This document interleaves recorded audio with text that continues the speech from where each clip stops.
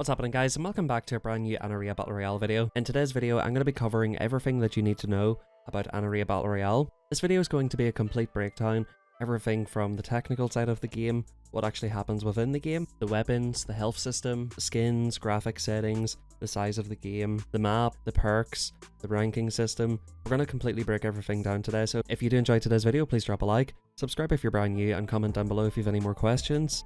So hopping straight into it, we're going to go into the technical side of things first, and after that we'll talk about what actually happens within the gameplay. As mentioned, the game will be available on Steam from August 7th. Pre-orders give you skins and coins. The pre-orders are €15, €40 and €80. The pre-orders are actually stopping soon, and it will be available on Steam on the 7th of August, at the same time as the pre-orders. The skins that were pre-ordered will not be available on release, and there will be no skins on release, which will be added on at a later stage. There will be no loot boxes in this game like H1Z1. There's going to be something like a marketplace like Fortnite or Warzone basically, where you can buy skins and buy bundles from the marketplace. If you've already pre-ordered and were promised crates, those will be converted into AXE coins, which are the equivalent of something like V-Bucks or HUD points or something like that. The pre-order skins and the skins that you buy in-game are marketable, but not tradable, meaning that there's going to be no gambling websites in this game. You cannot send your friends skins, you can only sell them on Steam.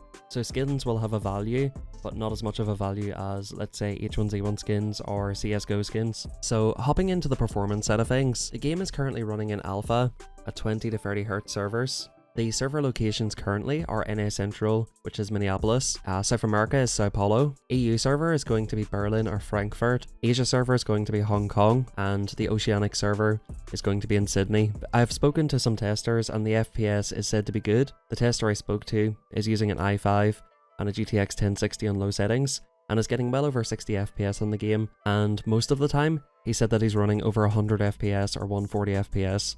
I'm going to show you on screen now the minimum and recommended system requirements on Steam. The minimum requirements is going to be Windows 7, 8 gigs of RAM, an i5 4430, and a GTX 950, and it's recommended that you have an i5 6600K and a GTX 1060 3GB with 16 gigs of RAM.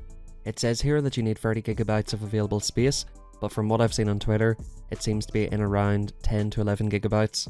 As far as graphics options goes, there's going to be the normal stuff like texture quality, ambient occlusion, resolution, and this game does fully support stretched resolution as well. And in-game, you'll be able to use, for instance, like 1440 by 900, 1600 by 900, similar to how you can in H1Z1. However, we do have pretty limited information about what graphic settings there are upon launch. One bit of good news for the H1Z1 fans is you will be able to turn shadows off in Anarea. So that's pretty much all the info we have around the performance side of the game.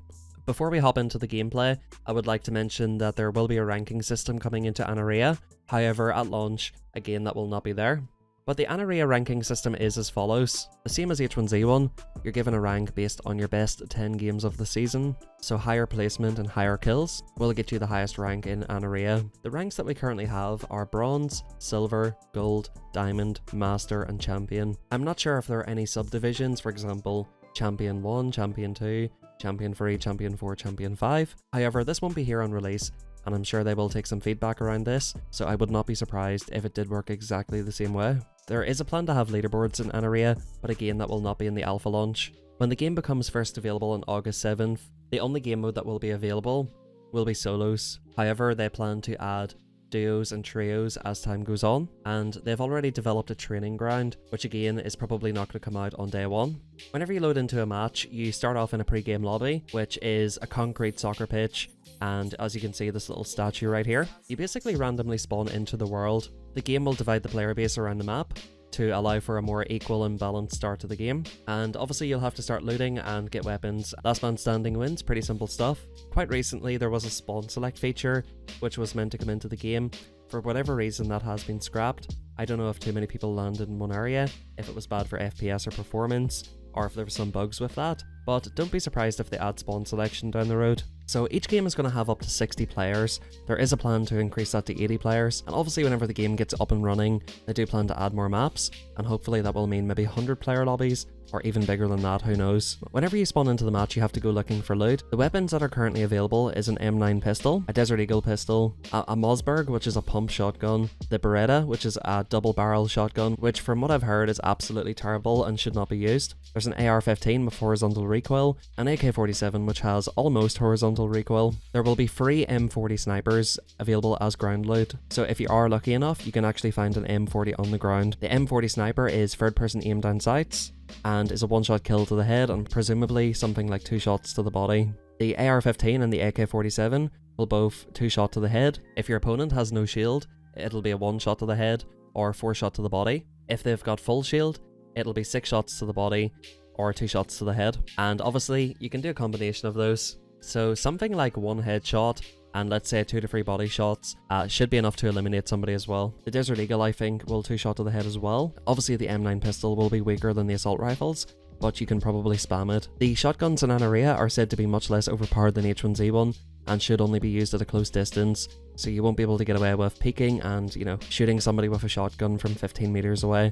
That type of meta does not exist in Anarea. For those of you wondering, the shotgun does have a fixed pellet spread, so it will be consistent. The medical items that can be found are syringes, meds, bandages, and medkits. Bandages will heal 10 health, medkits will heal 100 health, syringes will add 25 shield, and meds will add 50 shield. You can have a maximum of 100 health and 100 shield. There are also skill crates that can be found around the map. Now within these skill crates there are offensive and defensive perks. The offensive perks are activated after 1 kill, Leech, which will regenerate 20 HP or 20 shield each time you get a kill, Ninja, which will reduce the sound of footsteps by 50% and the sound of gunshots by 25%, Murder, which will inflict a bleeding effect lasting for 15 seconds, doing 1 HP of damage every 3 seconds, and finally Bomber, which gives frag grenades 25% more damage. Now defensive perks are activated when you're on full shield. Hard Skin reduces the effect of grenades by 25%. A Strategist will allow tactical grenades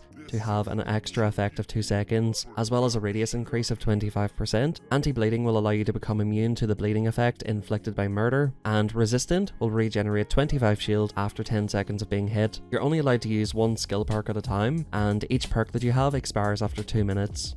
Now, as mentioned by the perks, you're able to find a few throwables. Currently they have frag grenades, molotovs, smoke grenades, and flash grenades. So for instance, frag grenades will do that 25% extra damage using the Bomber perk, and if you're using the Strategist perk, smoke grenades will be 25% bigger, flash grenades will have a 25% extra radius.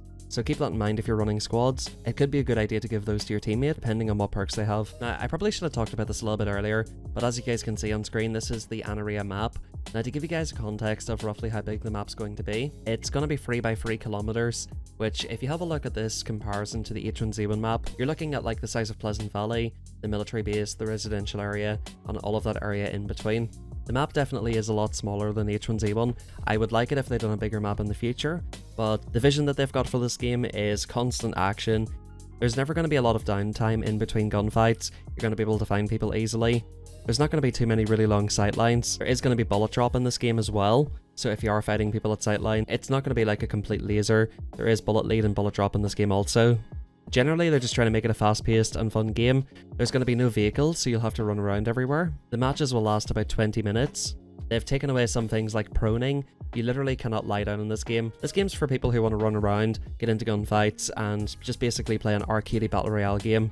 H1Z1 was probably the most arcadey battle royale game we've ever had. This game's trying to take it one step further by putting a lot of people in one area and basically having a lot of gunfights early on. And obviously towards the middle and the end of the match, you can start to work on positioning and rotating to the circle. Having spoken to a few testers in this game, there's a few things I do want to let you guys know about. Now, the perk system, according to the people I've spoke to, they just don't really feel like it makes that much of a difference. You know, it's definitely something cool to look for, and you know, some of them are quite powerful. I've been told it's not going to be something extremely overpowered. Maybe Leecher's a little bit OP. In terms of the Ninja perk, which allows you to run 50% quieter, the footsteps in this game are supposed to be very good, a lot better than Warzone, and similar to how H1Z1 is, you're going to be able to hear people running about outside, and the Ninja perk is not going to make a huge difference. It's not going to put you in a position where people can run straight up behind you and shotgun you without you knowing it. You definitely will be able to hear footsteps still. That's it for the Anarea video. Hopefully you enjoyed, and hopefully that shed some light on everything. If you did enjoy it, please drop a like, subscribe if you're brand new. We just hit 45,000 subscribers, guys, so let's push for 50. Let's push for 50 with Anarea coming out. Hit that sub button if you're brand new. And be sure to let me know if you guys are excited for Anarea. Let me know if you have any questions down below. I'll try to answer it. If I don't know the answer, I'll try to find out. We've only got 6 more days to Anarea comes out. So hopefully you guys can join me for a live stream here on YouTube on the 7th of August. If you want to make sure to stay up to date with everything, make sure you press that notification bell and go check out my Twitter if you guys want to stay up to date with everything that's going on. But apart from that, guys, thanks for watching. I'll catch you guys next time. Good luck and peace out.